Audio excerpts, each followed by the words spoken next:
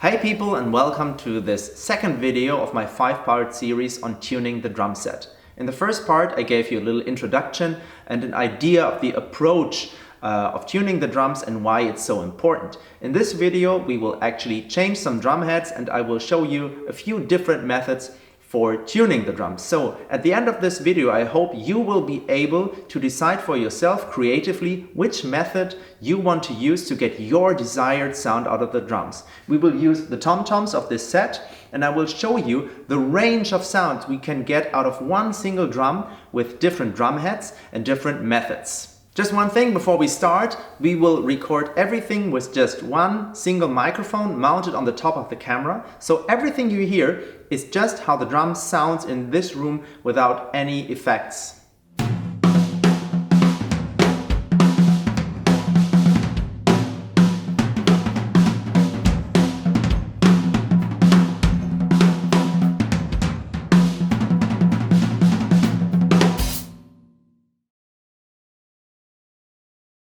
Okay, we start with the 12-inch rack tom, but we don't go to the drum set, but we take the drum out of the drum set and put it here, because then we can look at the whole drum at both sides and we don't have any resonances from the whole drum kit.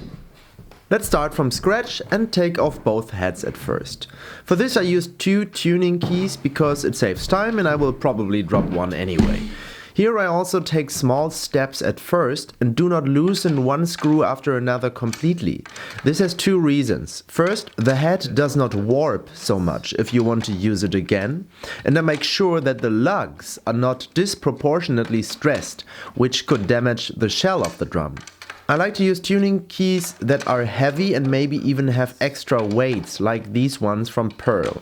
It takes a little practice, but if you tap it the right way, you can completely loosen one screw with just one push, so you're even faster than most cordless screwdrivers. And here's another reason why it's good to use 2 tuning keys. A tip for laying the hoop aside. Place it with a twist on the floor or a table. This will tilt the screws and they stay in place and do not fall out. A change of heads is always a welcome opportunity to remove dust or other debris from the drum and check the bearing edges. For this you slide your finger over it, and if you feel small bumps or kinks, you can even them out with a very fine sandpaper. If we take off the second head too, we can also check the shell for damages or missing or loose screws. In addition, we can put it on a perfectly straight surface and illuminate it with a lamp. When we see light coming through, the bearing edge is not perfectly even and level. That's not too bad. The heads are flexible and compensate for that. If it's so deformed that the shell even rocks on the surface, then you should have it revised by your drum builder. A round shell with intact bearing edges is the basis for a good sound, because it is able and responsive to be tuned in all the different ways. I like having the drum on a stool because it is at a comfortable height and the lower head is always dampened, which is important if we want to tune the head using our ears. Everything that follows you can practice with a used head, but with new ones you just have a bigger range and the final result will probably be much better.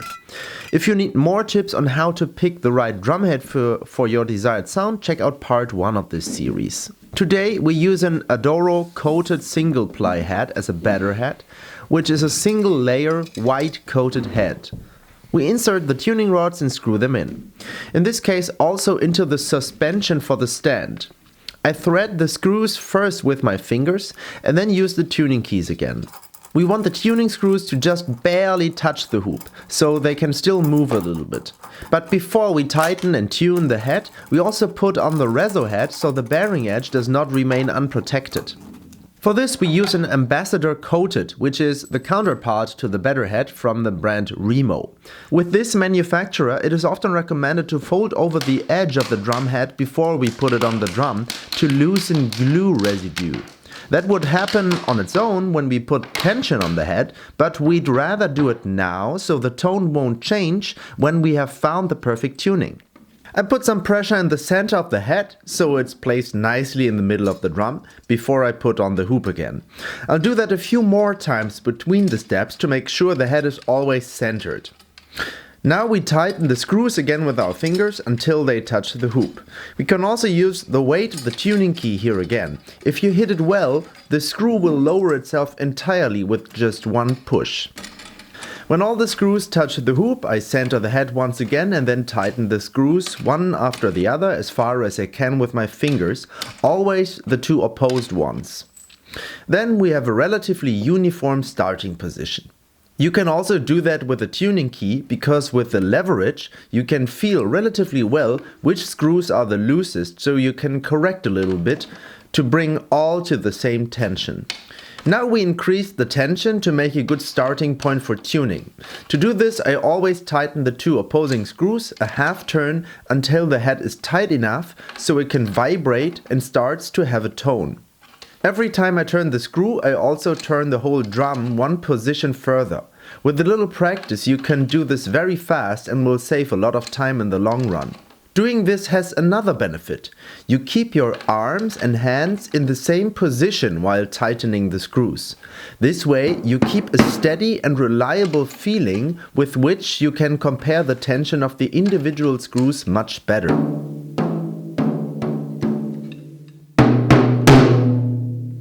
Now the screws are roughly at the same tension, but the sound is still too low for my taste. So in the fine-tuning we will adjust upwards. For this first method I will show you the opposite head must be dampened. Then we hit with the stick right next to the respective tuning screw and compare the pitch. It is very important that you always hit with the exact same distance to the rim and with the same power. The location and strength of the strokes often affect the sound more than the tension of the screws. Now we always increase the tension of those screws next to which we hear the lowest sound. In the beginning the differences are very large and you can clearly hear which screws are the lowest. We adjust these by increasing their tension. By doing this we of course change the pitch of the other screws, so we have to compare again and again. You should start by looking for the biggest outliers. Those are often directly opposite. If you adjust them, the differences are getting smaller, so we are approaching in smaller and smaller steps. If it takes a little bit to get the head to the desired tuning, we should not always tune the lower screws up, because this way the overall tone would become too high. So we balance this by lowering the screws with the highest pitch. When we do this, we should turn them a little bit looser than necessary and tighten them again just a bit. More about why we do this in part 5.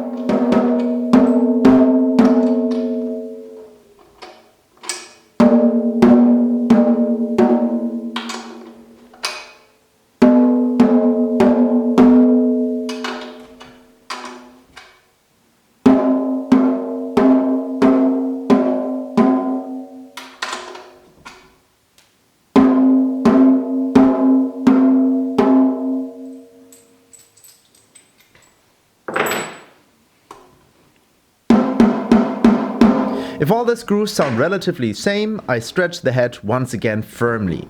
Make sure that you press right in the middle and exactly vertically.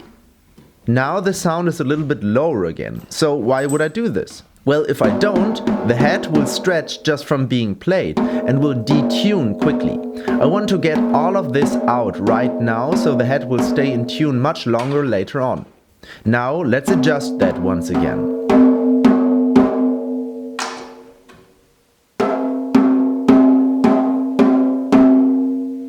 Now all the tuning screws have pretty much the same tone. Now we do exactly the same with a better head. When the differences get smaller and smaller, it often feels impossible to decide which screw is lower or higher. Don't worry, this is normal and just a matter of practice. You're also training your hearing with this method. It's hard to hear a precise tone with the drum anyway, because the overtones might fool you into believing that a screw is higher than the other one when it's actually lower. So here is my most important tip for you. Listen carefully to that pitch which stands out the most at each screw and sing it out loud. If you sing or hum the sounds of the two tuning screws that you compare, you can judge which one is higher or lower much better just by listening to your own voice. It takes some getting used to, but it will help you, I promise.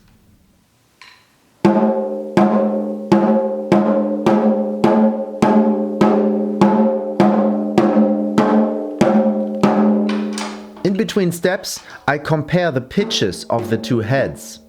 There are 3 options for all drums. Both heads have the same tone, the better head is higher than the resonant head, or the resonant head is higher than the better head. Most drummers prefer the last option. The reso head is a little bit higher than the better head, since it gives you a good balance of attack and sustain. If the tuning is the same, you will have a very long tone, and if the top head is higher, you will have a shorter and often a decaying tone. This dome often causes problems, mainly in the studio but also live, which is why this tuning is used less often, but it's definitely not inferior. I would encourage you to try out all the options you have, so you get a feel for them and know the options you have with your drum and can decide for yourself which one you want to pick in each situation. This is what the drum sounds like when the better head is lower than the resonant head.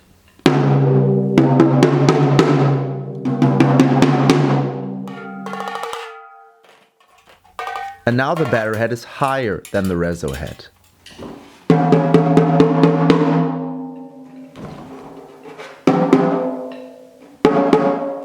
And now both heads have almost the same pitch. On its own, the drum sounds pretty good to my ears, but of course it has to work well with the others in the set. But it's a great starting point.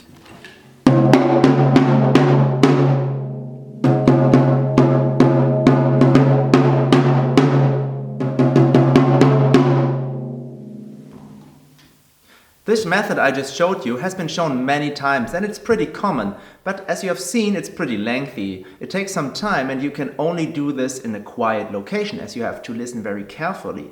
Well, granted, this trains your ears and that's a good thing, but maybe there are some other methods that are quicker and you can also use when it's pretty noisy. Maybe you have to change your drum head right before the show. And there are actually 2 methods that are much quicker and you don't have to listen as carefully. And I will show you those with the 16-inch floor tom. We will put an Emperor coated drum head on this one. And again, we take it out of the drum set and look at just the one single drum right here.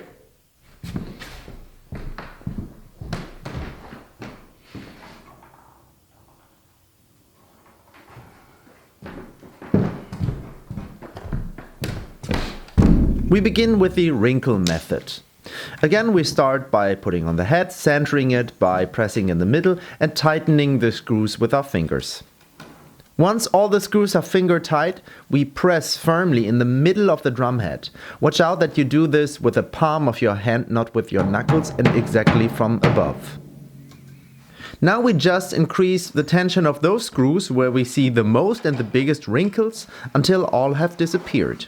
If you can't really see the wrinkles because of the lighting or because you have a coated head where it's harder to see, just use your finger, you can feel the wrinkles.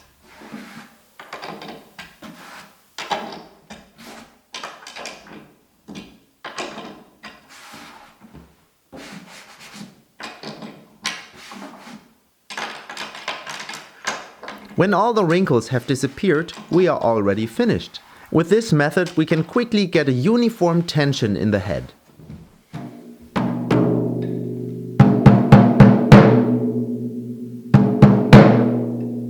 Now we do the same thing with the better head. This wrinkle method has many benefits. First of all, of course, that you can use it in a loud environment. It works so well that sometimes you don't even have to adjust the sound. Just eliminating all the wrinkles might already give you a great sound with which you want to play, and sound engineers can work well. So you can use this method if you don't have much time to change or tune a drum head. Also, it has the benefit that because of the pressure you put in the middle, the head is always perfectly centered and already stretched. And there's another benefit if you use a single ply reso head and a double ply better head. Then, just eliminating the wrinkles will already give you a great interval between the 2 drum heads. The reso head a little bit higher than the better head, which is the most common tuning. But be careful, eliminating all the wrinkles with a better head might give you a tension which is a little bit too high for most people. So what I would do is simply put a little bit less pressure on the better head and then eliminate all the wrinkles which I see. And if I do so, I usually get a pretty good sound. So just by doing this, we get this interval between the two heads.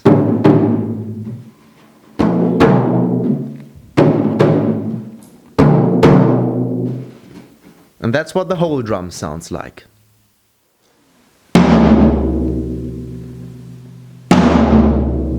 To my ears it already sounds great. At the very least it's a great starting position for further tuning, which you can achieve pretty quickly with this method. The third method I want to show you is also pretty quick, and you can also use it in a loud environment. Keep in mind that taking off the head is always a good opportunity to check the screws, the shell and the bearing edge of the drum. Again, we fold over the edge of the drum head, put it on the shell, put the hoop on and then just finger tighten all the screws. By the way, just finger tightening the top head of the floor tom already gives you a short and dry bass drum-like sound like a Benny Greb plays, for example. I personally like a little bit more sustain in my floor tom, so we will increase the tension a little bit. With this method, we lean on the hoop right next to each tuning screw and then with our fingers increase the tension all the way we can. Then we move to the next screw. To get a uniform tension in the head, I try not to put on too much pressure at first and go at least 2 rounds.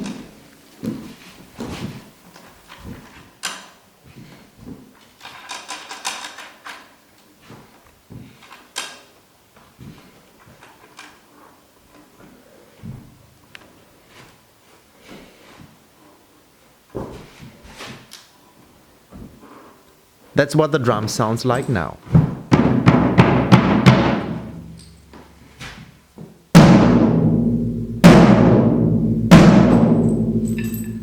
It's still a little bit too low for me, so I just do one more round. Now it sounds like this. To my ears, this already sounds great, or again, is at least a good starting position. So as you can see, this third method is also pretty quick and you can also do it in a loud environment. Now let's listen to both toms in the set.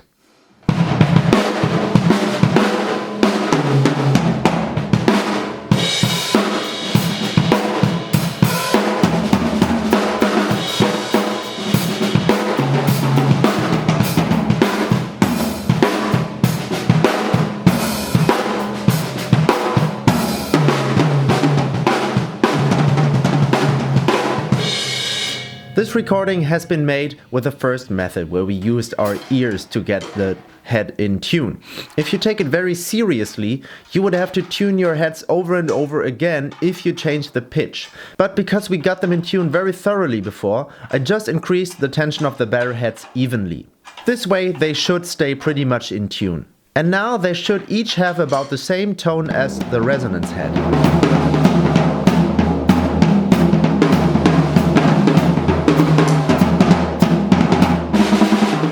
Now let me show you an even higher tuning, which is often used in jazz music.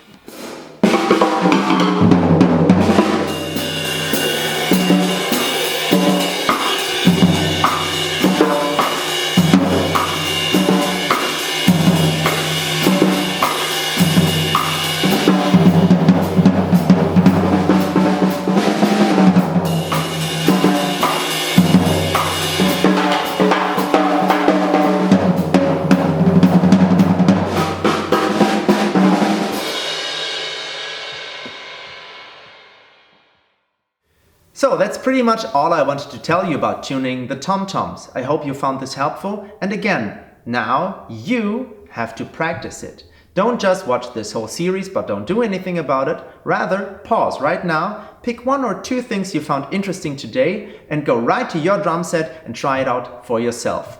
I wish you the best of luck. If you enjoyed this video, please hit subscribe, leave a like and a comment below, and I will see you in the next video. Take care, goodbye.